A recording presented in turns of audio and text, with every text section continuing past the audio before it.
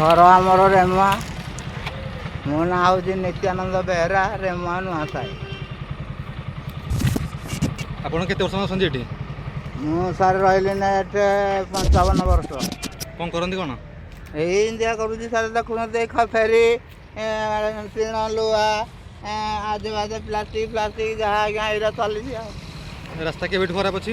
रास्ता तो आज्ञा ना पूरा वर्ष पूरा आज्ञा रास्ता गला बेले केमती लागु सब डर लागु सब बेले? डर जो आज्ञा देखु आज्ञा आपन आगे खसी पइली आ कहबे आज्ञा नुचेबी कोन आपन। अनुगुल जिला तालचेर ब्लॉक अंतर्गत रेमुआ छक केनाल ठारू बांकधरा रेल फाटक पर्यंत जाइतिबा 53 नंबर जातीय राजपथ एवं यात्री मरण जनता सदृश पलटि। रास्ता मझे आंठुए आंठुए खाल सांगक खाल पोखरी भाया पानी सर्वदा दुर्घटना को आमंत्रण करुछि। जातीय राजपथ उपरे एनटीपीसी कोयला ट्रेन एमसीएल रु कोयला परिवहन करुवा बेले एमसीएल रो कोयला ट्रक यातायात रास्ता उपरे निर्भर करुछन्ति, जहा फल रास्ता भांगी रास्ता खाल सृष्टि हेलानी। बहु वर्ष पूर्व ए रास्ता एभली अवहेलित भाव पड़ता बेले वर्तमान 2 चकिया और 4 चकिया जानरे ए रास्ता दे यातायात करने विपद संकेत सृष्टि करिछि।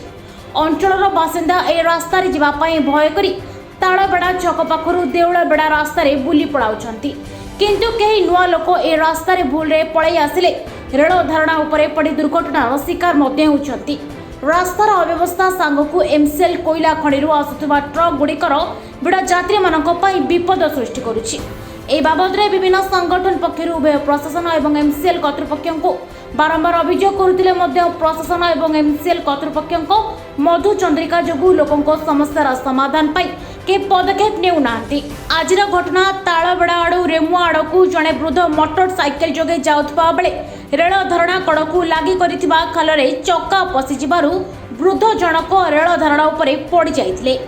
सेही बाट दे working youth INTUC president Vishnu Mohan Rath जाउथबा बेले दुर्घटना देखि घटनास्थल में अटकी जाई पड़िथिबा वृद्ध को उठाइबा सह तुरंत खाल गुड़ी को भरिबा पई रास्तार निजस्व प्रचेष्टार मेसीन डकाई क्रसर गुंड पकाई रास्तार अस्थायी मरामती करथिले। भविष्यत में रास्तार स्थायी मरामती पई एमसीएल कर्तृपक्ष को दाबीपत्र देवा सह रास्तार स्थायी मरामती पई पदक्षेप नेबा पई प्रतिश्रुति देथिले। श्री रथकर एभली कार्यदक्षता को तालचेर अंचलवासी कृतज्ञता ज्ञापन करबा सह एमसीएल कर्तृपक्ष और स्थानीय प्रशासन भविष्य में नूतन रास्ता निर्माण दिगरे पदक्षेप न नेले तीव्र आंदोलन को ओह्लाइब नहीं चेतावनी दैछन्ति। अन्यपटे एमसीएल सीएमडी को ओडिशा प्रसिद्ध तालचेरी हिंगुला मंदिर परिदर्शन पर रेड कार्पेट रे स्वागत होउछि।